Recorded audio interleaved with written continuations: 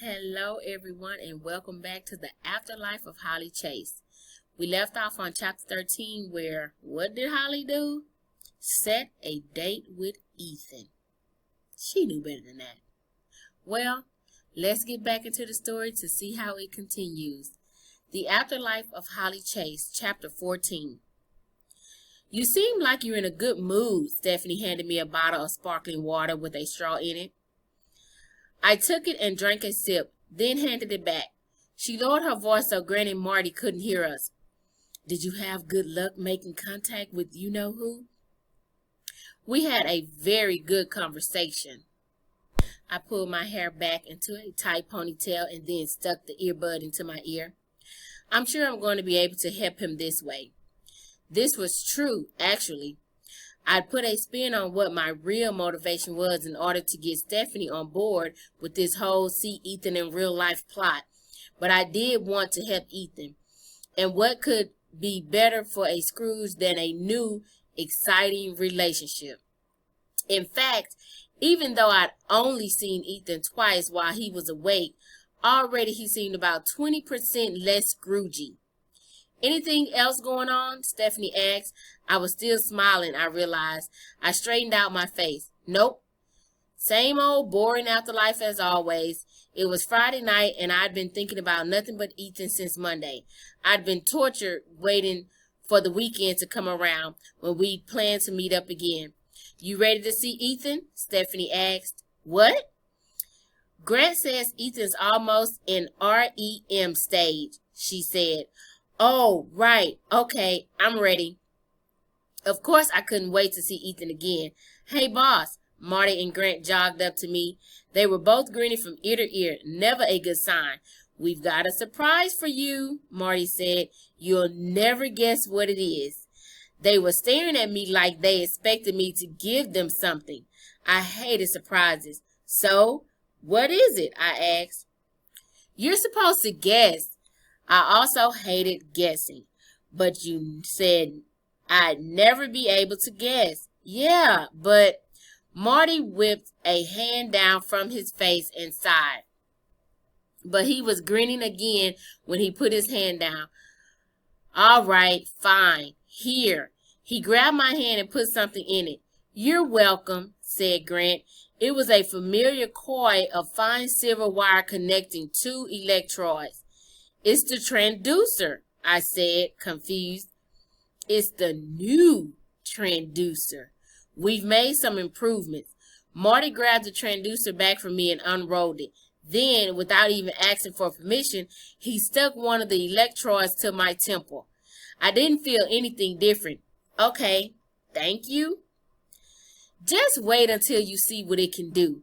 They took my hands and pulled me over to the monitoring station. There, on one of the screens, was Ethan, lying on his back with one arm thrown over his head. Here, Grant pointed to another monitor.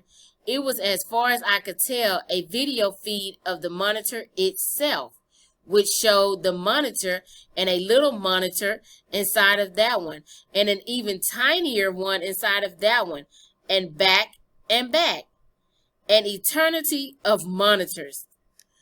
Marty and Grant high-fived each other. It works, Grant said. Well, at least the visual part works. We'll still have to test the other part. The other part? I was starting to get a bad feeling about this little invention, whatever it was. Let's test it real quick, said Marty. Close your eyes, Holly. I frowned. Come on, boss. You're going to love this, Grant pleaded. Trust me. Do it in the name of science, said Marty. Stephanie looked at me and smiled. I bet it's going to be neat. She was back to wearing her own quirky clothes, a blue top with little gray foxes all over it, black pants, and a gray button-up sweater. My gaze went instantly to her feet. Her ballet flats had rabbit ears sticking out of the fronts. My makeover hadn't stuck. So very sad. What else? I closed my eyes. Now, no matter what happens, don't think about an elephant, Marty said, which of course made me instantly picture an elephant. Oh, wow, Stephanie gasped from beside me. How about a pink elephant? Grant said. Then the three of them, Marty, Grant, and Stephanie, all burst out laughing. That's amazing, Stephanie said. So what? You can read what she thinks. Yeah, if she's thinking about an image, it only read what she sees and hears, not her actual thoughts, said Marty. What that means, explained Grant, is that now we can actually see not only what's going on inside of the lamp's head, but what's going on inside of a Scrooge's brain when she connects with him. We'll be able to see everything Holly sees, and we can even record it so we can analyze it later, maybe show clips of it at the weekly meeting, etc. He and Marty high-fived again. This was bad. The last thing I wanted was for the entire company to be able to see what was going on inside of my head, or Ethan's head for that matter.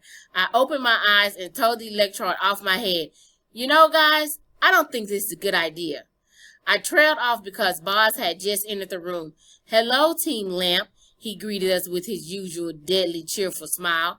How are we today? What are we doing here? I asked. I came to witness this new gadget these two geniuses have come up with. He shook hands with Grant and Marty. Won't that be something to see what you see? That will be something, I agreed faintly. Grant checked Ethan's vital on a monitor. Ethan's ready. Terrific. Boz patted me on the shoulder. You don't mind if I watch you work, do you, Havisham? I plastered a smile on my face. Of course not. Splendid. Boz took a seat behind the monitors. Stephanie handed me the hoodie and I put it on. Grant checked the sound levels from my earbud. We dimmed the lights and fired up the portal. I put up the hood and then I was in Ethan's bedroom. I was understandably nervous. I was also pretty disappointed, like crushed at the idea that I wasn't going to be able to dig up any more of Ethan's memories of us. Not so long as everyone could follow along. Stupid Grant and Marty, inventing things. I never asked them to invent things. Why couldn't they just do the bare minimum at their jobs like everyone else? Good mood gone. I took my time getting over to Ethan's bed. He was sleeping soundly, one arm still curled around his head. It was quiet except the deep rhythm chuff of his breath. I sprayed him with the lavender deep sleep mist. You're good to go, Holly, said Grant in my ear. He's ready. I took out the new transducer and applied it, first to his head and then to mine. A few minutes ago, I'd hoped that Ethan might be dreaming about me, but now I was praying he wasn't. Then I'd have some serious explaining to do. The minute I touched his hand, I saw the pool, but I didn't let us stay there for more than a split second.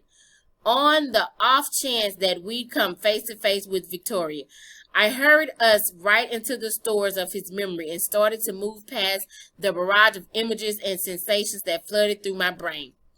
There was this little girl in the tiara, the smell of rain on a hot city sidewalk, a landscape of barren red socks, Mars.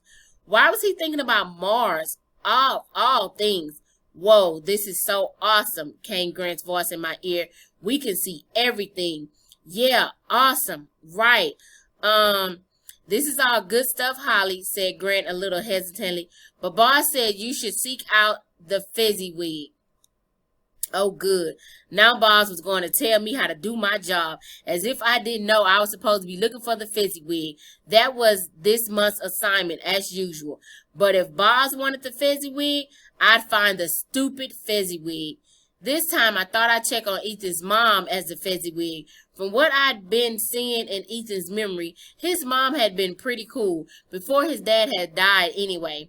Then she'd essentially had the same reaction to losing her spouse that my dad did. She'd found a replacement, a new husband, and an entirely new life, which wasn't fair to Ethan, but still, she tried to be a good mom. She was kind, generous with people, talented at what she did. She was a world-class photographer. Dave had informed us once. All of these were qualities of a good Fezziwig. And I also knew that Ethan's mom liked a good party, because when he thought of the word party, he immediately connected to his mother. I went back into Ethan's memory bank looking for a Christmas party with his mom, and almost immediately I stumbled upon a great one. Christmas music blared from a stereo in the corner of the living room. The air was full of good smells, trays of roast ham and turkey, fresh baked rolls, and pumpkin pie. Ethan's mom was wearing a white apron and holly leaves embroidered around the edges, and she was singing along the music.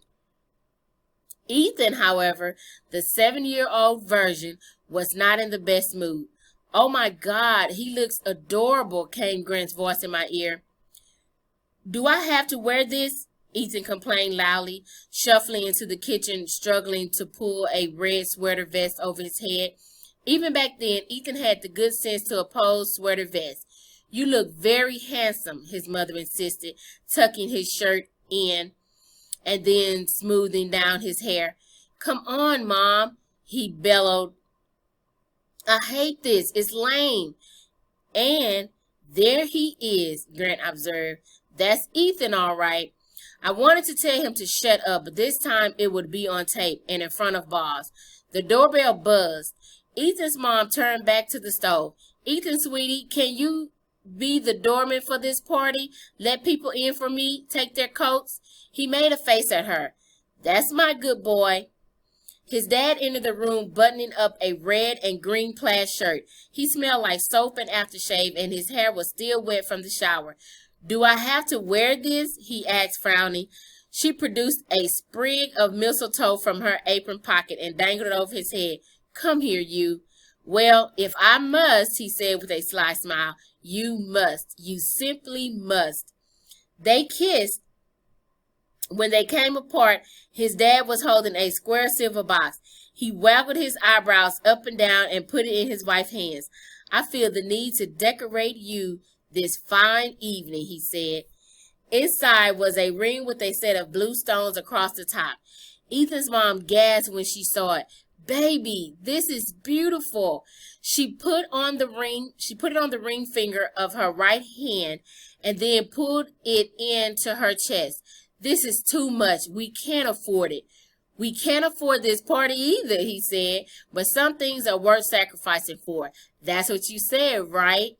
"Yes," she agreed. "We should spend money on things that bring us together. I'm not sure this brings us together, but thank you." "Sure it brings us together," says Ethan's dad. "Look." He pulled her in for another kiss, a deeper, much more passionate kiss this time. Kid Ethan thought the kissing was disgusting. Mostly grown-up Ethan, who was reliving the moment with me like a dream, missed his dad and his mom so much that in that moment, that both he and I felt it like a physical pain, a phantom limb that was severed a long time ago and could never be reattached. As usual, I knew that feeling all too well. The door buzzed again. "Is anyone going to get that?" Jack materialized from the hallway. Her gaze landed on her kissing parental units. "Gross, you two. Get a room." I never thought it was gross when my parents kissed. I'd gone to the set once when I was 4 or 5, when my mom was shooting her TV show, and I seen another man kiss her while they were filming a scene. I'd ruined the take by running up and kicking that guy in the shin hard. A stranger kissing my mother, that was gross. But when my parents kiss, it always looked like they should be doing it. Holly," Grant said in my ear. "My mom loved parties too. Only she had been my Fezziwig. That honor had gone to my great aunt on my dad's side, Sonia, who never met a party she didn't like and often invited all the area's homeless to the celebration. But my mom used to throw parties regularly at our house in Beverly Hills, which is where I lived before she died and my dad moved out to Malibu. I remember going downstairs in my pajamas on the mornings of those parties and seeing her already at work, preparing for the night's festivities. The glasses laid out sparkling in a row after row. The mounds of plates and bundles of napkins and silverware piled high. The gardener stringing lights up around the back patio and dropping floating flowers in the pool. The smell of the most mouth-watering food on the planet wafting through the air. She loved Christmas parties most of all, I think. Christmas had been a big deal in her family. She'd grown up back east and hadn't moved to California until she was 15, and some part of her never left my grandma's big white house in the snowy Vermont. Her family would start celebrating the holiday season the day after Thanksgiving and wouldn't stop until the 1st of January. There was a special sausage soup they'd eat on Christmas and a special eggnog-like drink with coconut and rum. And let's not forget the turkey. My mother freaking loved turkey. She was a vegetarian for most of the year, but not at Christmas. She loved Christmas so much. Holly, Grant said, I think you're lost the memory. I don't know what you're getting here, but it's something else, not the party. Except the last Christmas, my grandma came to take care of her the last Christmas, and she cooked up all my mom's favorites, sweet potatoes and mashed potatoes and a 3-bean salad that'd been my great-grandmother's recipe, stuffing and green bean casserole and homemade rolls, and she made my favorite, cinnamon rolls, which was also ate on Christmas morning. But my mother refused to eat any of it. What do you want me to be, a cow? She spat, which was ridiculous because she had to weigh only about 75 pounds by then. My grandma kept trying, kept offering, kept cooking and bringing the meals to my mother in bed. I can't even taste anything, my mother screamed, and then she threw the plate of gingerbread cookies against the wall where it shattered. She knew she was going to die by then. That was all she could taste. Stop it, my grandma said. You're feeling sorry for yourself. Why shouldn't I feel sorry for myself? She cried. What, you want me to just lie down and make my peace? Say I'm ready to go and thank God for it? No, you need to think of your daughter. Her eyes lifted to me where I was standing near the door. I can't bear to think about her. I can't. I ran out of her room when she said that. Later, Dad found me sitting on the edge of the pool with my legs in the water, crying silently. He sat down beside me. He probably heard about what happened. I mean, she'd been screaming so loud, everybody probably heard her. Everybody knew. He didn't say anything, but he sat with me until the sun went down and I got cold. And then he said I should go in. Sometimes I hate her, I whispered. It's okay. She didn't mean it, you know. She loves you. She's just scared. I shook my head. No, it's not okay. Sometimes I wish she would die already. It was the worst thing to say, but it was true. I did mean it, which was the unforgivable thing about this memory. Memory. I was in a memory. Wait. Holly, come in. Holly. Grant was almost shouting at me. I blinked a few times. Oh, crap. Where was Ethan? I totally lost my connection.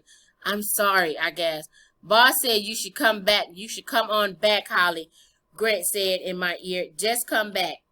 When I came through the portal, everyone was quiet. Stephanie was clutching a tissue, her eyes red-rimmed and her face all blotchy. Grant and Marty both looked faintly embarrassed. Even Boggs was solemn. I expected him to give me a kind of lecture on how I should have stayed focused on Ethan, but instead he just said, that was vivid. I didn't know it would be like that. He didn't know the half of how vivid it could be. He hadn't felt what Ethan felt, what I felt. He didn't know anything about what it was like. I nodded. I kept telling you, you should pay me more to do this job. I went to pass by him, but he put a hand on my shoulder. Holly. I coughed to clear my throat. Look, I screwed up. I'm sorry. But we've got the Fezziwig on the books now, right? That's all that matters, isn't it? I glanced around. Can we all agree that his mom is a Fezziwig? Yes, the Fezziwig. It would seem so. Boss let me go and I fled to my office. It took a while for me to calm down. I sat at my desk and turned my dad's watch over and over in my hand, remembering.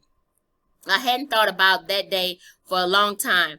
The day my mom went half crazy and threw my grandma's cookies at the wall. The sound of the plate shattering. The look on my grandmother's face when she said, stop it. There was a light tap on the door. Stephanie. I brought you some tea. She handed me a mug. The heat felt good on my hands, which were like ice. Are you okay? She asked as I sipped at it slowly. That was intense for me just watching. I can't imagine how it would be for you. All in the day's work. She bit her lip and looked at her bunny shoes. My mom died too, you know. I was little and I don't remember much, but I didn't want to talk about it. Everybody's mother dies, I said. It doesn't make you special. I was referring to myself there, not her. But hurt flashed in her big blue eyes. You're right, of course. You're right. Anyway, I thought maybe you might want to do something this weekend, she said. Maybe go shopping or see a movie. For a second, I was actually tempted by her offer. Movies almost always made me forget myself, but then I remembered. I can't this weekend. I sat up a little, finding a hint of my smile again. Okay, so tonight had been a disaster and totally not what I've been hoping for, but Ethan wouldn't remember it. It was locked away in his subconscious brain. I still had Ethan in the real world to think about, to look forward to. Sorry, I said, Stephanie. I have plans.